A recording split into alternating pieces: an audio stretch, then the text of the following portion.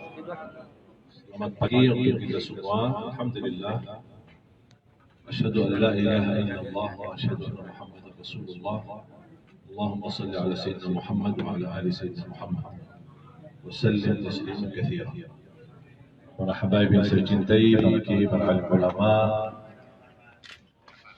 terima kasih atas perhatiannya seluruh ormas dan lembaga Islam yang berada di Bandar Lampung yang sudah berkesempatan hadir memperhatikan keadaan yang terjadi, dan mudah-mudahan ujian ini yang terjadi menjadi pelajaran bagi kita semua, dan mudah-mudahan bagi saya pribadi menjadi wasilah terampuni dosa-dosa saya dan diangkat derajatnya kepada Allah Subhanahu wa taala.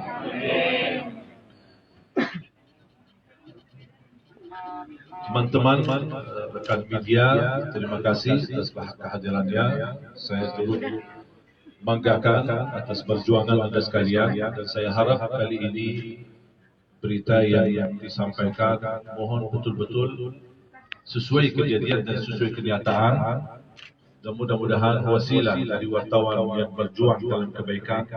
Mudah-mudahan amal saleh ini menjadi pahala bagi wartawan yang hadir dan bisa menyampaikan pesan-pesan kepada umat dan cerita yang terjadi sebenarnya, tanpa kita menimbulkan hal-hal yang kita tidak inginkan. Yang pertama, alhamdulillah syukurillah, saya sudah 12 tahun berada di Indonesia, dan sepanjang perjalanan dakwah kami mulai dari nol bahasa Indonesia sampai alhamdulillah diberikan bahasa Indonesia dan kemudahan berbahasa, sampai warga negara asing menjadi alhamdulillah mendapatkan anugerah dari Presiden tahun 2011 Bapak SBY menjadi warga negara Indonesia, dan kepercayaan yang saya dapat, kehormatan yang saya dapat di kalangan masyarakat saya, masyarakat kita ini, kemudian para ulama, para habaib, para kiai, sangat berharga bagi saya. Makanya saya merasa terbeban untuk menjaga nama baik Indonesia. Dan inti daripada dakwah kami, tinggalkan perbedaan, tinggalkan khilafiyah, jagalah kebersamaan, jagalah kebersatuan, cintailah Al-Quran, jaga kemuliaan akhlak, menjaga kedamaian, menghormati berbeda agama, menghormati berbeda suku dan budaya. Kita harus bersatu di bawah bendera merah putih. Dan silahkan lihat, sepanjang 12 tahun tidak ada alhamdulillah ceramah atau kesan tausiah yang kira-kira menimbulkan fitnah atau kekerasan atau isu-isu yang tidak diinginkan. Apalagi terkait nikmat aman di negeri kita Indonesia. Saya juga cukup lama sinergi dengan aparat keamanan, TNI maupun polisi. Banyak kegiatan dakwah kami, bahkan banyak undangan kami yang kami terima dari polda-polda daerah-daerah, kemudian dari TNI juga di daerah-daerah. Makanya alhamdulillah kami sinergi untuk bersama-sama menjaga kebersatuan umat Islam khususnya di Indonesia dan masyarakat Indonesia umumnya di Indonesia, di tanah air kita. Dan mudah-mudahan apa yang saya selama ini sampaikan menjadi pelajaran bagi saya sendiri dan untuk memotivasi umat untuk terus menjaga kebersatuan dan kebersamaan. Terus yang kedua, apa yang terjadi kemarin bagi saya pengalaman baru. Saya tidak diangkat karena di saat itu saya belum mulai ceramah. Saya masih berinteraksi dengan jamaah, dan ketika saya panggil seorang anak karena acaranya kan wisuda, dan saya ingin salah satu wisudawan untuk bisa naik ke panggung, saya ingin mendengar bacaan.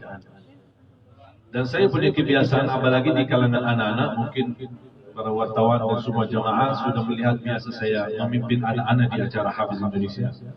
Dan saya merasa dekat dengan anak-anak, makanya saya panggil salah satu anak untuk membacakan Al-Fatihah. Sambil saya memperbaiki dan teruskan bacaan yang benar, di mana letakkan kesalahan, walaupun suaranya bagus. Habis saya periksa dan tes bacaannya, saya masih fokus di hadapan jamaah dan di sebelah kiri. Saya tidak melihat ke sebelah kanan karena posisi sebelah kanan cukup sepi. Karena panggung di dekat halaman masjid yang dekat pintu keluar masuk, pintu jalan. Dan pintu ini mungkin karena jalan keluar masuk tidak banyak itu supaya tidak terganggu. Makanya saya lebih banyak fokus kepada jamaah yang ada di hadapan saya sama yang ada di kiri saya. Begitu saya selesai tes bacaan Al-Fatihah, Saya masih menawarkan kepada anak itu. Saya belum tahu dia anak yatim. Belakangan baru saya tahu ternyata dia anak yatim, usia 9 tahun. Begitu saya selesai tes bacaan Al-Fatihah, saya tawarkan, kamu ingin hadiah apa? Niat saya sebenarnya mau hadiahkan umrah untuk dia sama ibunya. Tapi saya belum terukap. Saya masih tawarkan, kamu mau hadiah apa? Dia masih bingung, sampai dia mempandangi ibunya. Saya bilang, udah kesana aja ke ibu, jubatannya ibu kamu. Barangkali ada masukan apa lagi. Balik lagi sebentar, mau sepeda, kata-kata.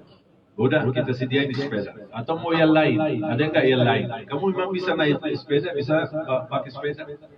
Dia bilang, belum bisa, belum pernah. Udah, jubatannya ibu lagi. Sebenarnya saya ingin dia mengucapkan, aku mau hadiah umrah. Pas begitu subhanallah mengucapkan hadiah umrah, dan saya di saat itu minta HP dari beliau. Saya ingin sebenarnya foto sekalian saya merekam hadiah umrah untuk dia. Pas ketika memegang handphone HP ibu itu, ternyata HP full, tidak bisa difoto. Makanya saya tawarkan ke jemaah, mau jemaah boleh pinjam HP-nya sebentar. Dan saya masih lihat ke kiri dan yang di depan saya. Belum ada respon, tiba-tiba saya baru saja, hitungan titik, baru saja menarah ke kanan untuk berbicara kepada jamaah yang tersisa di sebelah kanan untuk meminjamkan HP-nya. Tiba-tiba ada orang naik panggung. Dan cepat saya pikiran saya lagi mau antar HP. Saya tidak membayangkan hal yang lain. Tapi cara dia loncat, lari, kemudian sasarannya kepada saya, posisi saya masih duduk, saya masih nyaman, belum bergerak sama sekali. Sambil saya melihat tangannya, posisinya ke atas, dia mau tusuk. Dan posisi saya kalau Allah SWT takdirkan tidak bergerak sama sekali, otomatis kalau mungkin di bagian leher atau di bagian kepala. Berarti sasarannya sudah jelas kemana ini. Apalagi saya pasti bisa panggilnya. Qadarullah pas saya di posisi duduk dan hitungan titik saja. Saya tidak bisa membayangkan ini semua terjadi karena qadarullah. Saya angkat tangan, kemudian tusukannya ke tangan saya. Baru saya berdiri. Sedangkan saat saya posisi titik berdiri, anak itu masih memegang pisunya. Dan pisunya sudah tertusuk di dalam tangan saya. Dan dia masih megang, dia belum lepas. Cara megang pisunya sangat kuat. Makanya sambil saya bangun, dia masih belum lepas. Dan dia ingin menarik. Karena mungkin dia merasa gagal tusuk saya di posisi yang dia inginkan. Ketika saya berdiri, dia ingin cepat dia. Dan subhanallah luar biasa cepat. Cepat dia reaksi, cepat respon gerakan saya, dan cepat dia ingin tusuk. Makanya saya langsung lawan, dan saya gerakkan tangan saya ke arah kiri, kemudian patah pisunya, kurang lebih pisu sampai ke dalam hampir 8 cm. Kemudian saya tidak sadar pisunya patah. Tapi yang saya sadar, begitu saya melawan, dia jatuh. Kemudian masih saya melihat di tangannya, tapi saya belum lihat dia ini. Baru jamaah mengamankan. Ketika saya melihat ke tangan saya sudah berdarah, saya kaget. Baru saya melihat bekas pisunya masih ada ke dalam. Kemudian saya dengan ucapkan Bismillah, Alhamdulillah, Inna lillahi wa inna ilaihi raji'un. Saya lepas bagi tangan kiri. Saya lepas, saya keluarkan, kemudian saya jatuhkan. Langsung diamankan oleh jamaah menjadi barang bukti. Begitu saya fokus untuk selamatkan tangan saya melihat jamaah sudah mulai hajar dan maupun berlaku. Dan saya jujur saja merasa kasihan, langsung turun dari panggung untuk selamatkan dia. Sambil saya jemaah, jangan, tahan, jangan, tidak boleh. Dia manusia, kasihan. Dia bersalah, tapi jangan kita berbuat salah lebih besar. Dan saya membela dia, dan alhamdulillah sampai ada seorang jemaah rasanya kayak marah lah gitu. Dia malah tusukul, malah syekh yang bela dia gitu, mau selamatkan. Ini memang juga sekitar. Dan akhlak yang mulia teruji ketika di dalam ujian. Kalau lagi senang-senang aman-aman, bukan ujian akhlak mulia. Tapi ketika kena musibah, apalagi menghadapi musuh, disinilah terlihat bagaimana kunci kemuliaan akhlak kita. Apakah kita bisa lulus atau gagal. Allah berikan ketenangan, bukan karena saya hebat, bukan saya punya kelebihan apa-apa, tapi Allah berikan ketenangan di hati. dan selalu saya jaga wirid baca suratul Baqarah setiap hari, tidak putus-putus.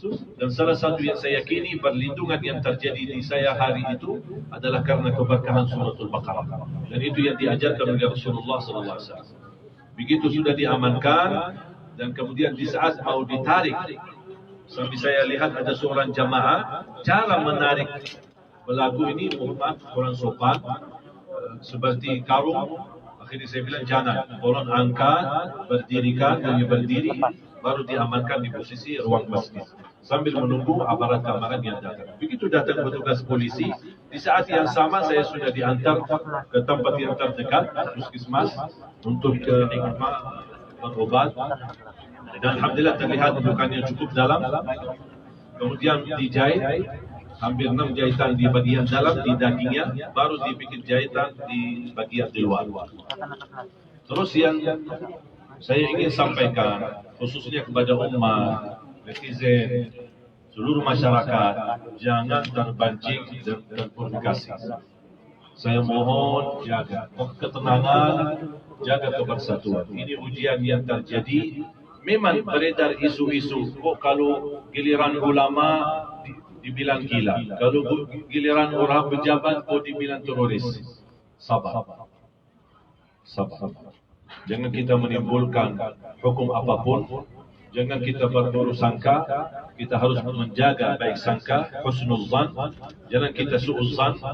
Banyak orang berupaya memadamkan cahaya Al-Quran, tapi percayalah dan yakini tidak ada yang mampu memadamkan cahaya Al-Quran. Saya seorang membawa Al-Quran di Indonesia, memperjuangkan Al-Quran, hafalan Al-Quran, tidak punya tujuan yang lain. Mencintai Al-Quran, berakhlak Al-Quran, dan insya Allah dengan apa yang terjadi ini justru membuat saya lebih semangat. Makanya semua acara, ringkian acara saya bilang jangan ditunda, jangan digeserkan. Kalau Allah takdirkan kita mati di jalan Allah, lebih baik mati di jalan Allah daripada mati di masjid. Maaf, daripada mati di hotel atau mati di rumah. Yang mendingan mati di masjid, mendingan mati pas lagi dakwah.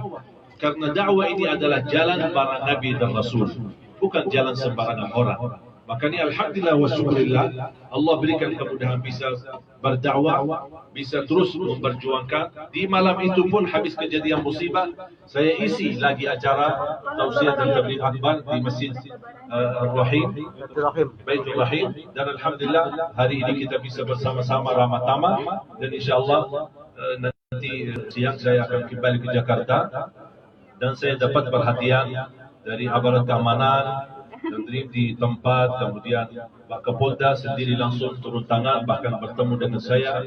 Saya terima telepon dari Wakapolri dan juga dapat perhatian langsung dari Pak Tito, dan semua memberikan respon dan akan mendalami kasus ini dengan sedalam-dalamnya dan sebaik-baiknya untuk mengetahui siapa yang di belakang perilaku ini. Karena saya tidak terima perilaku ini dianggap gila karena cara reaksi berhadapan saya sambil dia tusuk, kemudian lepas, kemudian mau tusuk lagi, tapi karena batah pisunya adalah kekuatan dan keberanian.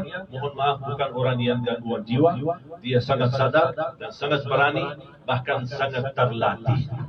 Dan kalau kata terlatih berarti ada orang yang di belakang. Siapa? Wallahu a'lam.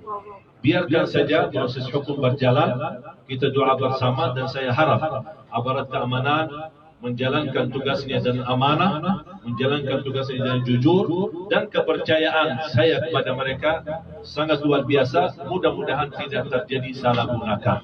Dan kita harap proses hukum diseriuskan. Ini sebenarnya bukan untuk pribadi saya, tapi untuk seluruh para ulama, para da'i, para habaib di negeri kita Indonesia, supaya orang tidak menjadikan mereka sasaran untuk hanya menghabiskan agama dan menghabiskan ulama. Mudah-mudahan apa yang terjadi, karena mohon maaf kejadian ini, ulama kita di Indonesia kadang-kadang terlalu ikhlas. Ada musibah, ya udahlah, maafkan, udahlah ikhlaskan. Mau sampai kapan? Mohon maaf, ikhlas ada waktunya, ikhlas ada poin-poinnya, ikhlas pun ada persyaratannya. Kadang-kadang kita ikhlas, tapi ketika kita terlalu ikhlas, orang-orang memanfaatkan dan menganggap kita lemah, menganggap kita tidak bisa apa-apa. Insya Allah kita bisa melawan semua kebatilan, tapi kita tidak mau adu domba, kita tidak mau terjadi fitnah. tidak mau diglorifikasi, kita mau yang terbaik untuk umat. Makanya sebelum terjadi hal-hal yang tidak diinginkan, mohon aparat keamanan, khususnya polisi, tolong ditindaklanjuti dengan sebaik-baik dan amanah supaya bisa menenangkan masyarakat dengan kejadian ini dan mudah-mudahan tidak terulang lagi. Isu menyudut masyarakat Lampung atau Lampung, Bandar Lampung menjadi daerah radikal atau daerah teroris atau daerah kekerasan. Mohon maaf, kejadian ini cuma satu orang yang berlaku, bukan masyarakat Lampung. Masyarakat Lampung saya kenal baik, saya sudah berkali-kali ke Lampung. Masyarakat Lampung sangat mencintai kedamaian, sangat mencintai ulama, sangat mencintai para habaib. Tak mungkin mereka berniat jahat seperti ini. Kalau ada satu orang atau dua orang yang berlaku seperti ini, bukan mewakili seluruh masyarakat Lampung. Dan saya berterima kasih kepada seluruh masyarakat di Lampung, khususnya para habaib, para kiai, para ulama dan semua ormas-ormas yang cukup banyak yang bisa bersempatan hadir di siang hari ini. Mohon maaf saya tidak bisa sebut satu persatu, tapi saya tolong ingatkan, tolong tenang, sabar, ini ujian dan insyaAllah akan berlalu menunjukkan pertolongan Allah kepada kita. Wal aqibatu lil muttaqin, pertolongan Allah untuk orang yang bertakwa. يريدون ليطفئوا نور الله بأفواههم والله متم نوره ولو كره الكافرون. Upaya mereka memadamkan cahaya Al-Quran, tapi yakini orang mereka tidak akan bisa memadamkan cahaya Al-Quran karena Allah sudah menjanjikan akan disempurnakan cahaya Al-Quran. Makanya karena kejadian ini saya sudah berniat tekad tinggi dan azam untuk menjadikan Lampung salah satu pusat terlahir program 1 juta menghafal Al-Quran. InsyaAllah kita akan bangun salah satu markas dari jumlah 100 markas di Indonesia. Salah satunya insyaAllah di Lampung, di Bandar Lampung, Lampung Timur, dan di mana titiknya kita bisa berjuangkan demi terlahir generasi-generasi menghafal Al-Quran. Indonesia dikenal negara terbesar sedunia penduduk Islam. InsyaAllah kita bersama-sama mewujudkan Indonesia terbesar penduduk menghafal Al-Quran sedunia. Amin. Dan insyaAllah nanti sore hari pas saya kembali ke Jakarta, saya dapat perhatian dari sahabat saya. Sebenarnya beliau sangat memperhatikan dan kita sudah segi banyak sekali bersama-sama di dalam dakwah di Damai Indonesiaku, Pak Menteri Mahfud MD, dan insyaAllah kita bertemu nanti dan saya akan sampaikan pesan-pesan yang mudah-mudahan beliau bisa sebagaimana perhatian dari beliau, dan beliau menjanjikan akan membongkarkan semua peristiwa-peristiwa yang terjadi di belakang ini, dan mudah-mudahan beliau bisa menghasilkan hal-hal yang ditenangkan hati jamaah. Dan kita mau saja satu, orang yang berlaku dan yang di belakang mereka mohon dihukum. Karena ini hukum, jangan sampai kita terpaksa memain hukum sendiri. Kita mau negeri hukum ini berlaku, dan juga mohon semua, saya harap mudah-mudahan aparat keamanan bisa berhasil untuk menangkap semua orang yang tersangka di dalam kasus ini. Mudah-mudahan insyaAllah menjadi pelajaran buat semua para habaib dan ulama. Dan saya harap aparat keamanan, polisi tolong sinergi dengan ulama. Kewajiban aparat keamanan bukan hanya menjaga pejabat, tapi ini kewajiban, bahkan lebih tinggi kewajibannya daripada menjaga pejabat adalah menjaga ulama. Karena ulama kita di Indonesia adalah pelindung negeri kita. Ulama di negeri kita Indonesia adalah keselamatan negeri kita. Ulama di negeri kita Indonesia adalah berjuang untuk memerdekakan negeri kita Indonesia. Makanya perjuangan ulama jangan disia-siakan. Sangat berharga beradanya ulama. Jumlah cukup besar para habaib dan ulama di Indonesia. Mohon maaf kalau saya hitungkan ulama di berbagai negara. Jumlah yang terbanyak masih di Indonesia. Dan menurut saya adanya ulama dan banyak para habaib di Indonesia, Allah masih angkat bala, Allah masih angkat azab. Allah tidak menurunkan azab kepada negeri kita Indonesia. Walaupun mohon maaf kejahatan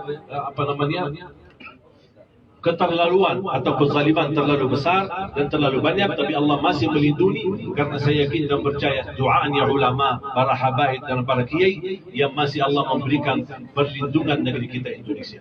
Makanya saya harap aparat keamanan, ayo mari kita bersinergi dengan ulama, para da'i, khususnya di daerah-daerah, tolong amankan mereka supaya bisa menyampaikan dakwah dan pesan-pesan akhlak yang mulia, bisa membawa acara rahmatan lil alamin agar negeri kita insya-Allah tetap aman dan sejahtera.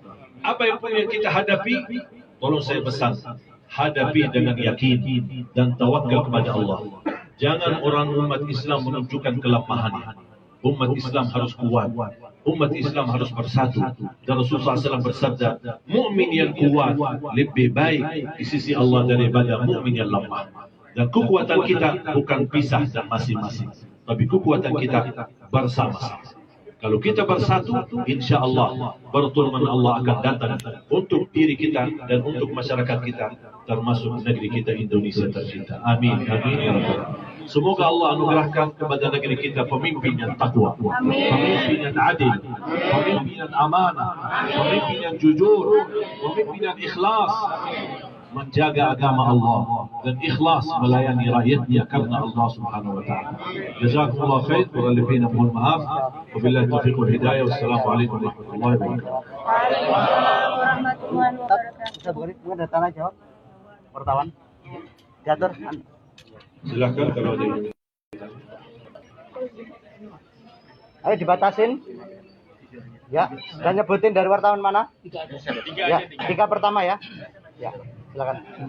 Dari mana Kompas? Kan saya dari Ya, Kompas dulu, TV. gantian.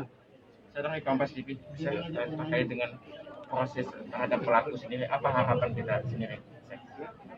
Saya sebenarnya harapan saya ditindaklanjuti dan diseriuskan. Fokus, konsentrasi, diproses.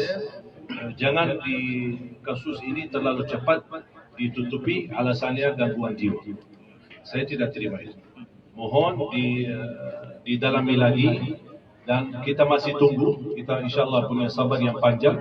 Insya Allah sampai hari kiamat kita sabar.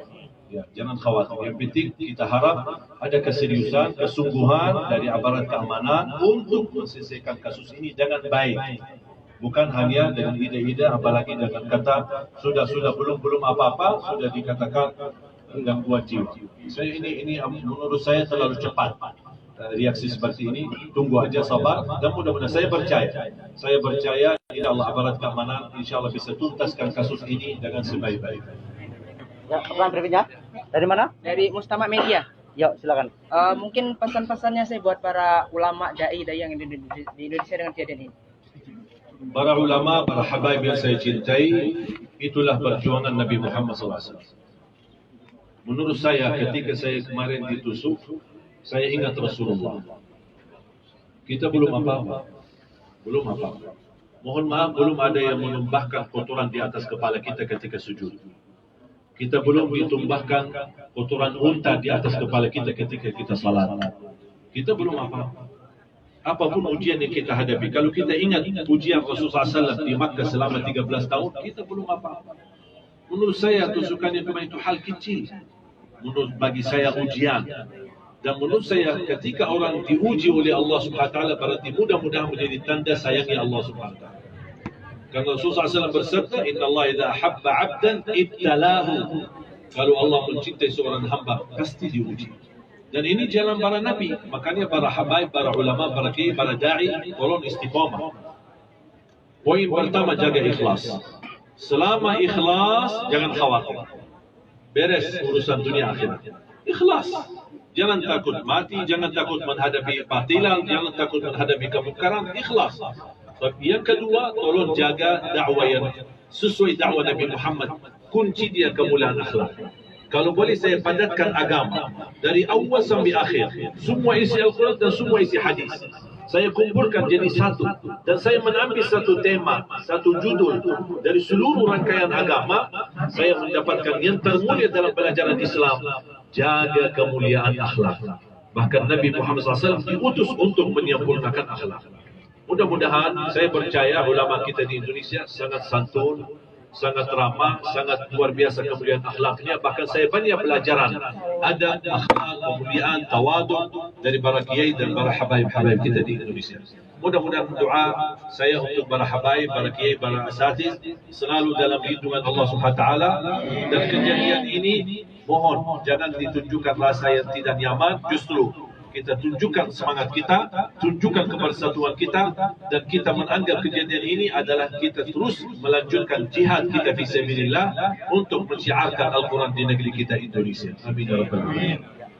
Silakan. Saya menggali dari Republik. Apakah perlu second opinion terhadap pemeriksaan ulang?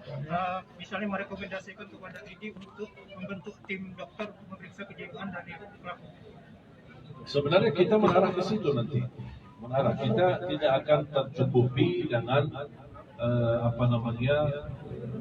keterangan dari polisi. Kalau dia misal mengambil keputusan terakhir, seandainya keputusan terakhir adalah perilaku adalah gangguan jiwa atau gila dan sudah ditutupi kasus ini, saya tidak akan berhenti di sini.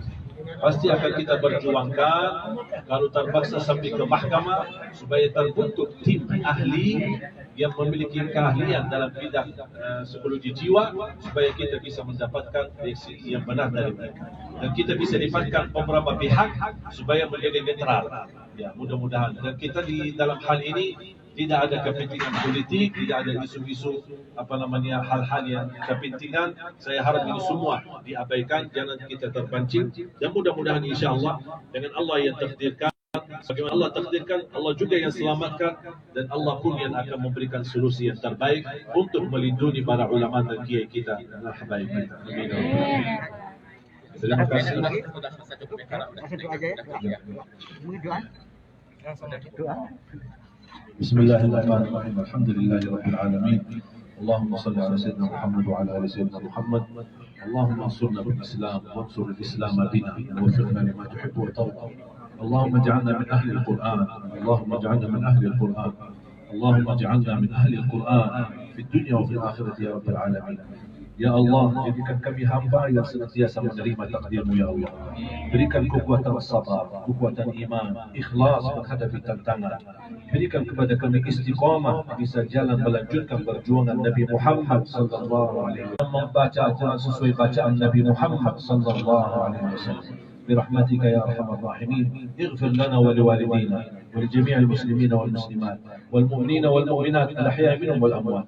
Ya Allah, dengan asma'ul husna, lindungilah para ulama kami, lindungilah mereka, para habaib kami, para kiai kami, lindungilah mereka dari segala keburukan dan niat jahat ya Rabbal Alamin.